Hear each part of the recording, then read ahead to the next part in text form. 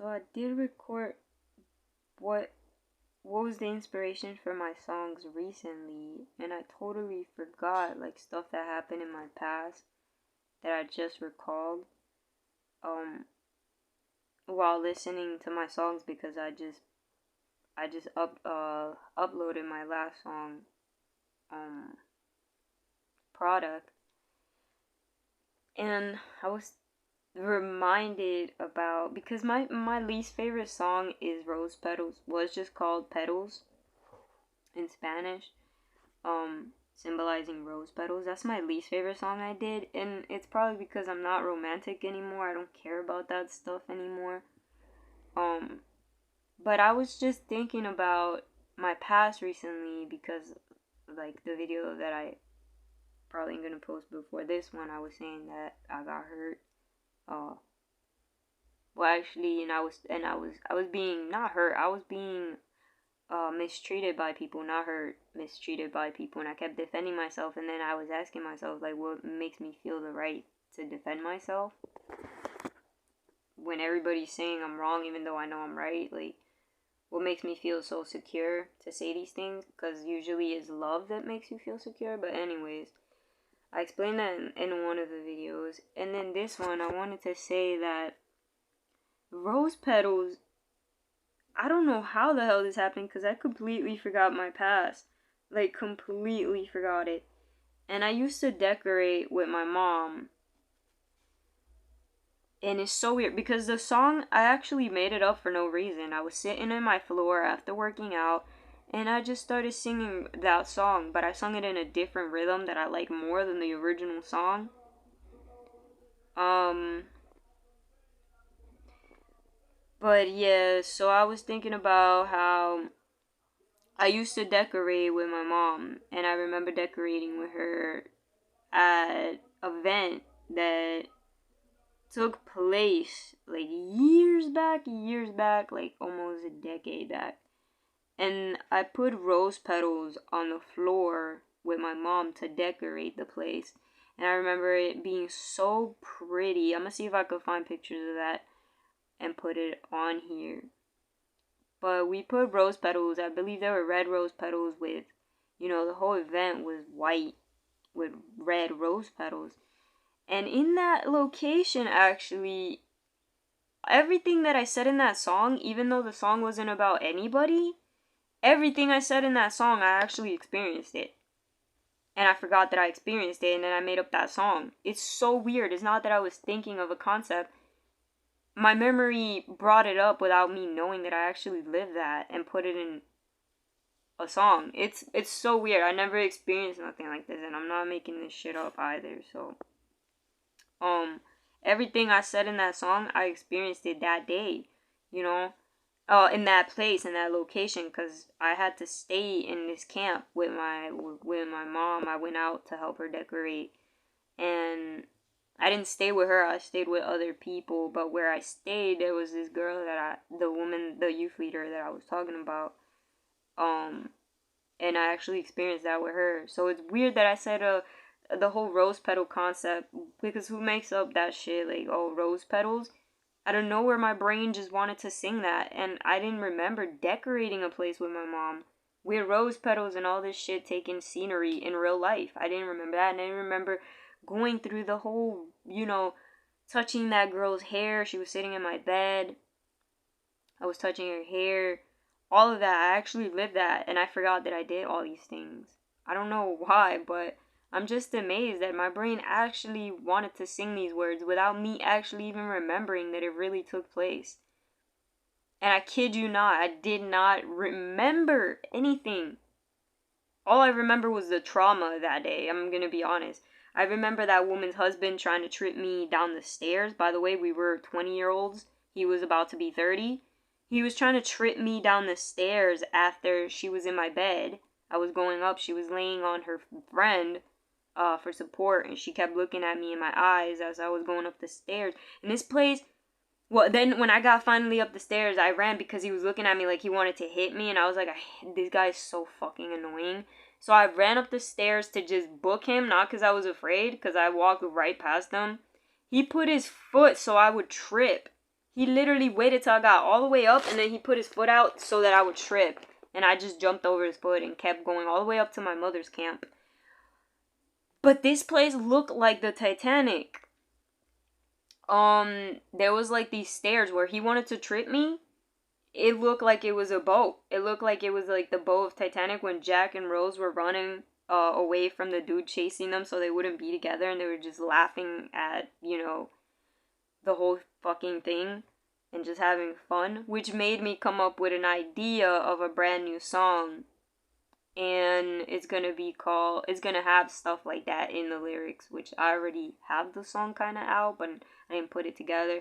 So hopefully next month I will put it together and work on it with 2 different producers that are usually the ones that I trust with the beat for my music, and one of them with the vocals, because one of them, he actually did my vocals for, he did vocals, sung some of the lyrics that I gave him, and he did vocals for Metro, and he did such a good job, especially for the lyrics that I gave him.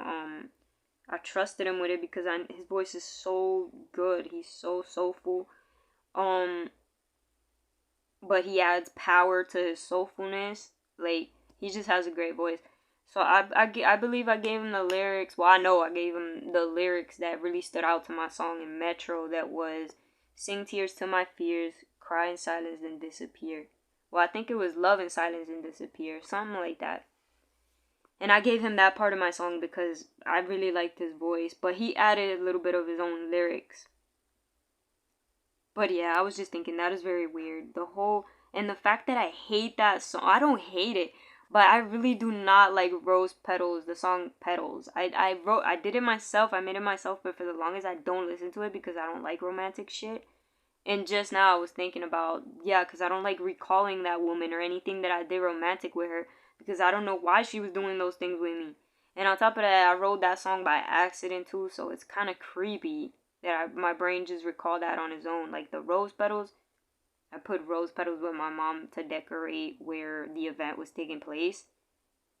Then the girl puts she put like this small outfit. I remember when we went back to the room because there was an event, and that's where me and my mom and her friend decorated. I helped them decorate, but it was my mom's ideas. And we would keep going because it was like an event, where we would go, and then we stayed there for like 3 days because it was a camp. And I stayed in the same room and it wasn't even my idea. I don't know who put us in the same room. But I stayed in the same room as that youth leader. And I remember she took a shower after the first event, which was in the morning. After the second event, which was in the morning, she came out the shower and she was wearing this little outfit. This little black outfit, and it had pink letters, and I kept looking at her because obviously she was already kissing me in the mouth before that, and then I had feelings because she's like wearing this small outfit. She doesn't wear stuff like that, and it was to sleep. Obviously, she was gonna go to sleep during the day because she said she didn't get no sleep during the night. That's what she told me that morning, and she was like looking at me, so I tried to make it funny because I was intimidated that she was just looking at me and there was no one there but her friend that was sleeping in her bed. And I looked at her and I said, I thought you didn't like pink because the outfit had pink letters, and she was wearing like a black, like I said, a black small outfit to sleep. A black, like, I don't know what to call it. It was like a shirt because it was very like short. And I made fun of her for the pink letters, and she was like, oh, I don't like pink, it's just like the only thing I got to wear. And I was like, well, you want me to do your hair? Because her hair was like wet and whatever, and she kept complaining about it. I don't know why. My hair is more curly than hers. She has very like wavy type hair, and it's like light color, even though she's like tan, it has like a light brown. So I was like, I'll dry it for you and whatever, because I brought my straightener. I don't know if she brought hers. But anyway, so she went in my bed, and I remember backing up onto her. I moved my legs and everything. I did this without wanting to. I just was acting like that. And I moved my legs and everything, so my crotch area was like, and she kept moving back. So I kept moving forward, and like we just did that while I was straightening her hair. It was so weird. And then we just kept talking because obviously to me, when I like someone, I just want to know them. I want to know them. I want to know them. So we just kept talking. So it wasn't that awkward because like I said, I wasn't wanting to be with her because I thought she was a liar. But at the same time, her husband was such a loser. By loser, I mean he was such an asshole that it made me not care. And well, yeah, that happened, right? Then we went to the event at night. She walked with me back. I kept telling her, well, aren't you going to walk with your husband? He's calling you. Every time he would call her, it's like the fucking Titanic. She would ignore him, laugh at him when he wasn't around. All the little girls that stood with us in our camp room would be laughing at him so hard because he would be calling her like he's dying, like somebody's getting killed. And she would ignore him because she brought his pillow inside of... She had his pillow in her suitcase and she didn't want to give it to him. And even though he was like calling and calling and calling, she was just laughing at him. She didn't want to answer him. And I was like, yo, like, I kind of did laugh because she was looking at me. I was in shock. And she was smiling. And then, I don't know. I don't know what's her deal, but it was hilarious because I never seen that before. And then the other little girls were laughing because he kept calling and she wouldn't answer him. And then there was, like I said, after that, we came down. We were going down to our camp from where I decorated with my mom. We were coming down from our camp, from that camp area to the next camp area, because this was all in the woods, but this camp and the event, everything was separated. So we went down, and there was at first a group of people going with us, and her husband kept calling to go to stand with her, but she kept ignoring him, so I said, you're not going to answer him? And again, she just ignored, and she was just like, why should I answer him? Or something like that. She was so mad, and she was already married to him. And I remember her again, I teased her again because she was wearing a pink shirt. And I was like, you're wearing pink again. I thought you didn't like pink. And she was like, oh, it's all I have. And it's like, she brought 3 things in that. The first thing was like the black.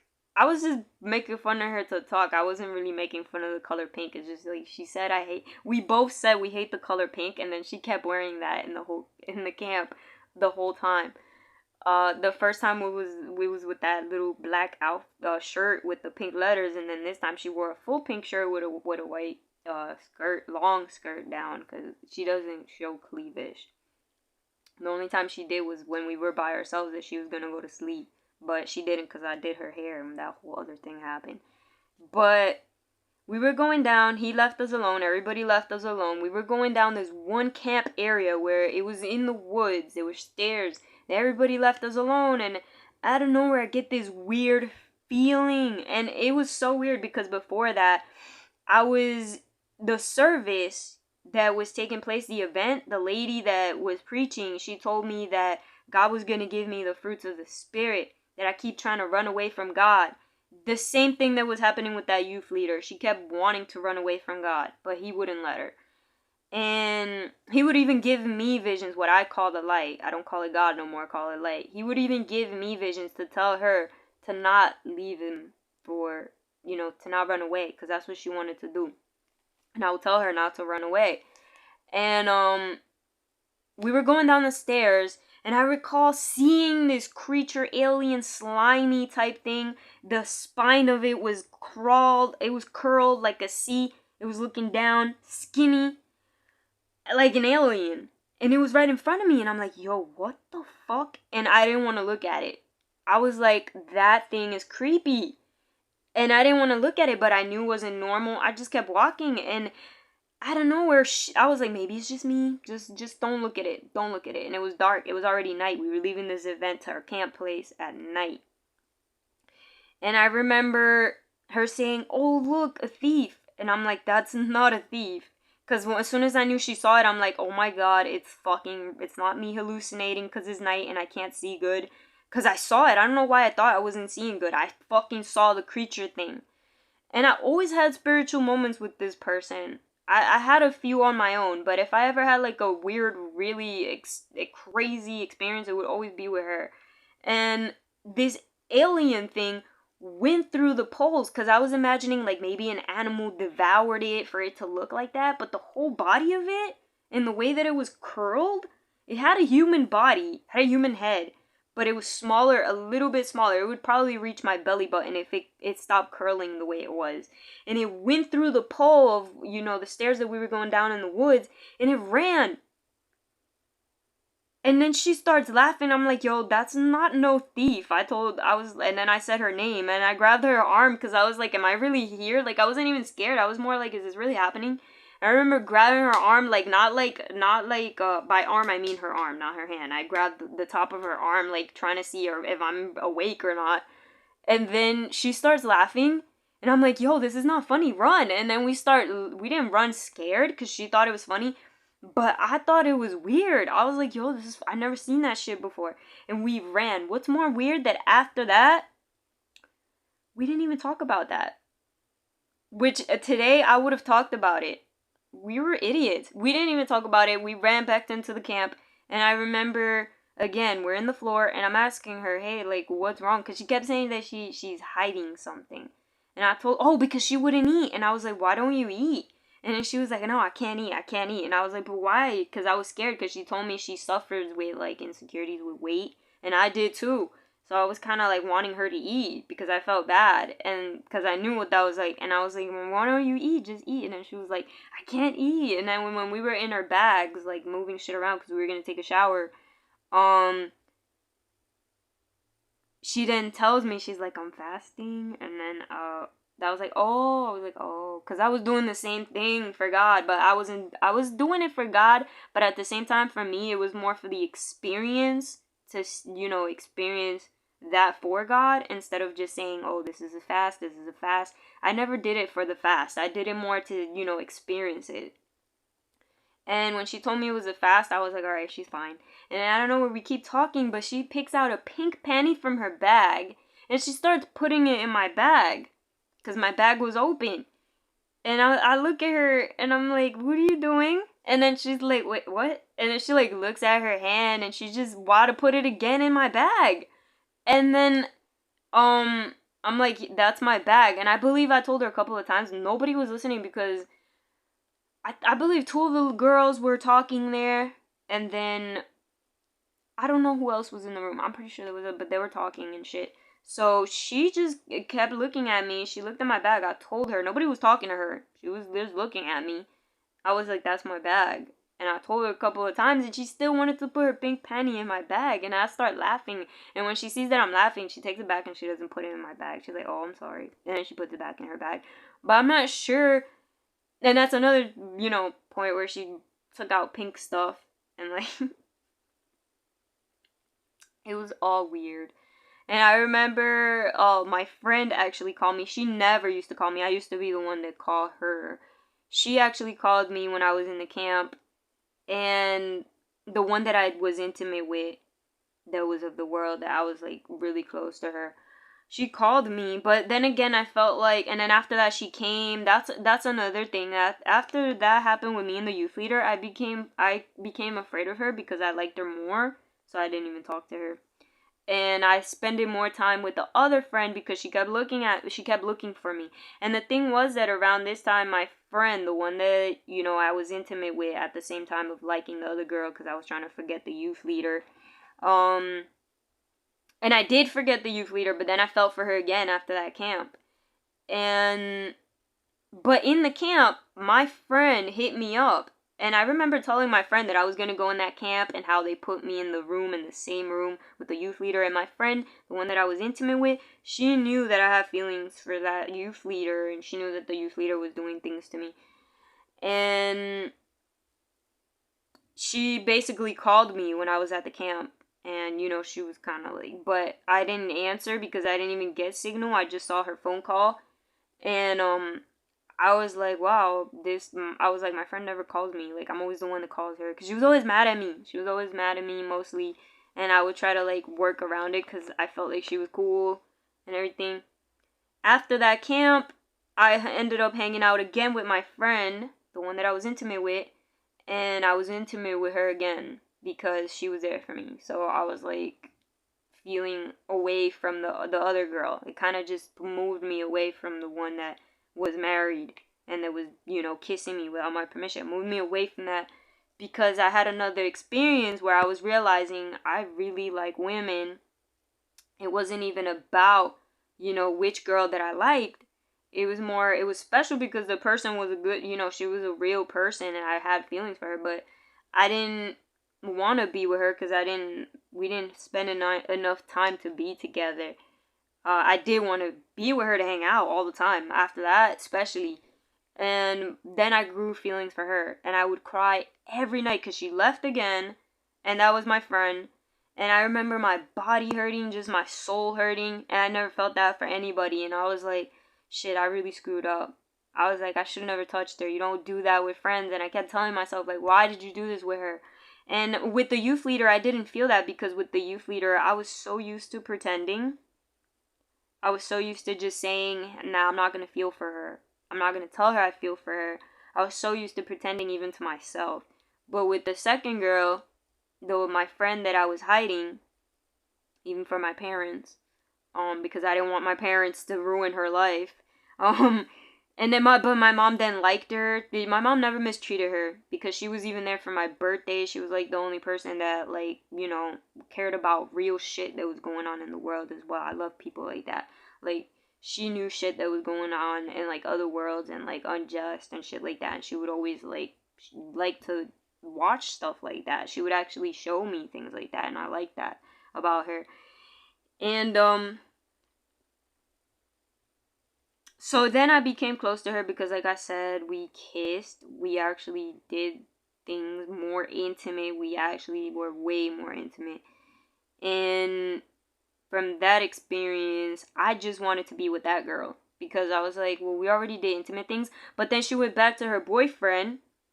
But then she left her boyfriend. And then she came back. I believe she... Actually, no. She left her boyfriend. Sorry. She left her boyfriend before coming out here. And then we were intimate. But then she wanted to go back out there to Florida. And then from Florida, she moved to San Francisco. But I was attached to her. I would bother her and like talk to her a lot. But she would be mad at me because she wouldn't know my religion and stuff like that. And how I went about things. She hated that as well. And now today, when I spoke to her recently, she told me that I fucked up her experience with women because I was so indecisive. Which I wasn't undecisive. I was more... I feel like I even told her how I felt, but she didn't want to tell me. I told her I loved her. And she didn't want to tell me it back because she was like telling me every time I'll tell her something, she would yell at me. She wouldn't want to even... She actually even told me that she didn't love me. And she would yell at me after we did things. And now she doesn't remember that. She told me, oh, I don't remember telling you I don't love you. I remember her telling me that. She told me that. She fucking... But then she was like, oh, I'm on pills. She would tell me that she was going through stuff. So I was like, oh, I was like, I'm just, like, I'm bothering her. And I was just mad because I was like, I should never done shit. And, in the future, she doesn't even remember that. She said that I was the pain in the ass and that I didn't want, to open up, which I did open up. She didn't want to open up. And then after that, again, I was left feeling horrible. And I would see the church leader and stuff and hug her and stuff, but I felt disconnected from her because I already was with another girl. And I felt disconnected from her body, but not her soul, if that makes sense. Like, I felt like I knew her more than the other girl.